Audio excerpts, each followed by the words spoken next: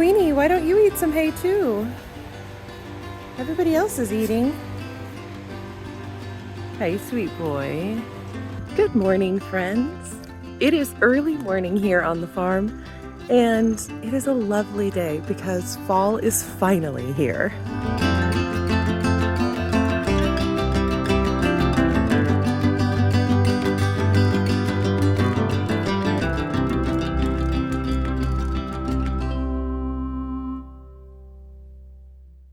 So we have been in the trenches of a brutally hot summer for what feels like forever, because in Texas it's over 100 most days. And that's brutal, not only on us people, but I mean on the animals. It's really, really brutal to be that hot. We're worried about water, we're worried about just having enough food. You know, we sometimes have problems with hay when it's that hot and dry, and so we're really, really thankful that finally the temperatures are cooling off. Good morning, my ducks. Are you guys enjoying digging around in the grass this morning? Good morning, my pretty goats. How are you, pretty girls? So with the cooler weather, it has meant that our goats, who are seasonal breeders, have finally started coming into heat. So we've been able to start our breeding cycle here on the farm, which is super, super exciting because we love spring babies. Now, we have bred all of our goats except for one. She's kind of hiding back there in the barn. That's Leia.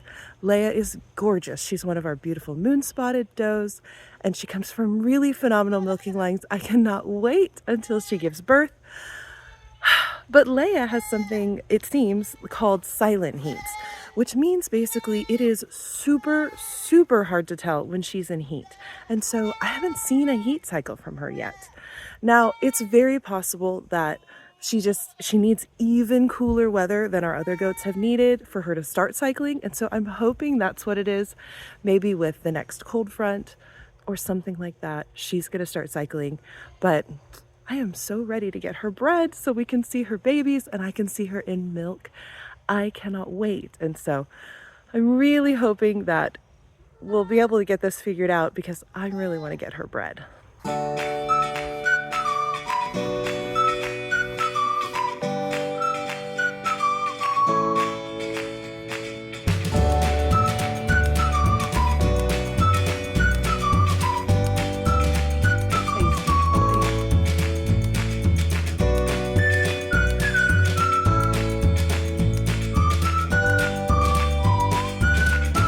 So it's not only goats where the cooler weather finally triggers some, regular cycling and breeding, also in, lots of other animals, but on the farm we also have rabbits.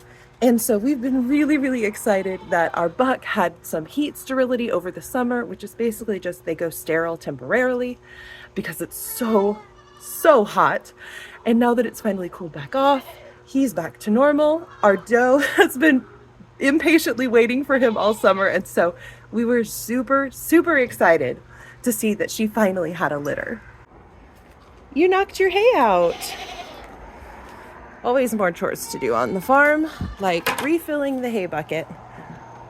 Did you guys make yourself a nice place to sit so you could not have any hay to eat, but you'd have a nice place to sit? You're silly bunnies. So these bunnies are not brand new. They were born a little over a week ago. And so they are still in the nest, eyes closed. They don't go anywhere, but they're getting really big and really fluffy. So I wanted you guys to see. Sage has built them such a lovely nest. She has really mounded up the dirt in the entrance. So there's just this tiny little hole that she sneaks through. And that keeps all the warmth in the box where the babies are. Oh, and she's given them a beautiful little nest too. They are just so precious. All right, you sweet, sweet things. I'm gonna let you guys keep your warmth. I just wanted to share you with the people for a minute. Are you a proud big sister? You're very cute. Oh, thank you. Thank you. That was so polite on camera. Rabbits don't have any sort of etiquette as far as what's appropriate or not appropriate to have on camera. You guys know there's clean water in the barn, right? Ducks. You're so messy. Now, since it has been breeding season for the goats, our bucks have been very happy little men because they've had a job to do finally. Hi, sweet boy. Are you such a beautiful big buck, Archie? Yes, you're so lovely and so sweet. I wish you weren't so stinky, then I could give you some better pets. You're such a stinky sweet boy, though. So Archie back here has been the buck that we've bred all of our girls to this fall because I had plans for using one of our other bucks, but he just proved to not quite be mature yet. There's Ellen. He is very, very loud because normally breeding season is his job. And he's been quite grumpy this year. He's only had, well, I say that. So Ellen has bred one of our goats for us. We have a fainting goat who is just, she's the goat that my daughter raised. And so she has a permanent home here no matter what. Was the bottle baby. She literally sat on my daughter's lap and my daughter would read her school books to her. And so, I mean, she's just got a special place in our hearts. But we wanted to go ahead and breed her because we love her and we're going to let her be a pasture ornament, but we thought we could also get some productivity out of her. So Ellen got to breed her this year, but otherwise Archie bred all of our girls. And so we are really, really excited about all of the registered babies we should have this coming year. Where are your mamas? Normally they're here by now. What are they doing? I don't want to let you out yet. You guys need to yell. Everybody say, Mama! There you go. Cedar did it. I got one. Well, while we wait for the milking mamas to come back and collect their babies from the pen, I just wanted to share with you guys how much I have appreciated everybody who has followed along on our journey here on the farm. You guys have subscribed and commented so much. We really appreciate hearing from you guys and just the community you guys have created around us. I mean, it's really, really meaningful. And so just a huge thank you to each and every one of you. I've really, really enjoyed just getting to share all the things that we do on the farm. It's been a blast. Here they come, way back there. Say, hurry up, mamas. Now, don't take that as us saying goodbye or anything. I'm not going anywhere. I just wanted to make sure you guys knew how deeply touched I am for all the support you've shown our farm. We are super excited to still be gearing up for, all things around the farm. Thankfully, things do slow down a little bit in the fall and the winter. The garden is starting to die back, which is really nice because I get some time back in the mornings when I normally have to go out and garden. But instead, we're going to be doing things like getting out in the pasture and planting some cold winter crops because we got to make sure these goats are well fed through the winter. And then, of course, come spring, we're going to have babies galore. And so I'm really, really excited about sharing all of that with you guys. We are going to have a lot of babies for sale this coming spring. I know a few that I'm definitely going to be hanging on to if I get lucky with some girls. I know I'm not keeping any bucks this year, though, which... You guys, you know me. If I set anything in stone, like I'm definitely not keeping a buck, I'm probably gonna keep a buck. But the plan is no bucks. I have a couple of does that I want to keep if I get them. So really crossing my fingers for a doe year. So speaking of that, so here's a thing that we do here on our farm that's a little bit, anecdotal, no concrete evidence, but it seems anecdotally to be pretty effective, and it's something called the DOELING Method.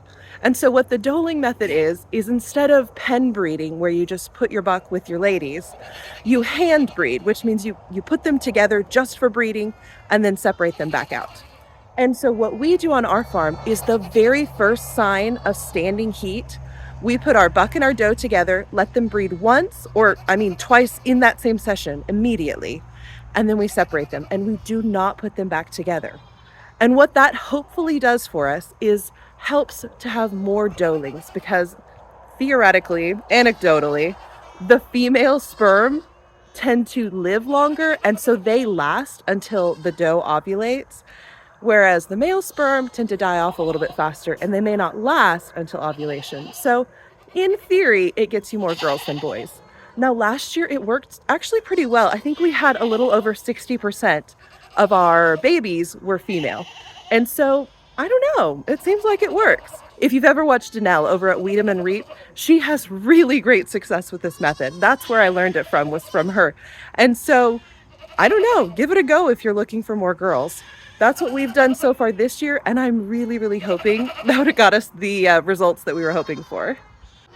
Well, come get your baby. Oh my goodness, these mamas. So River is a really great mama. She cares for her babies well. Baby singular. And she's always finding him wherever he may be.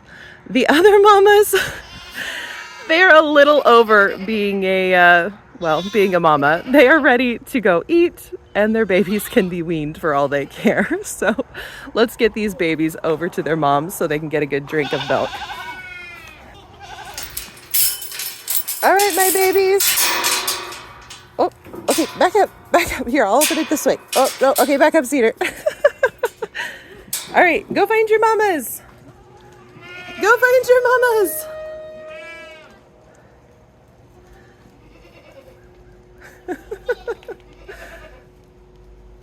Oh my goodness, poor Zelda. They're so funny. Oh, am I your mama? Did you find your mama too? You're such a sweet girl. Well, again, thank you guys so much for just blessing us with literally your time and attention. I feel so honored that you spend any amount of time watching what we do here on the farm. You guys are wonderful. We really do appreciate each and every one of you so very much. So I just want you guys to understand how impactful you are to just our lives and our farm. So a huge thank you to each and every one of you. We will see you in the next video, and thank you as always just for watching.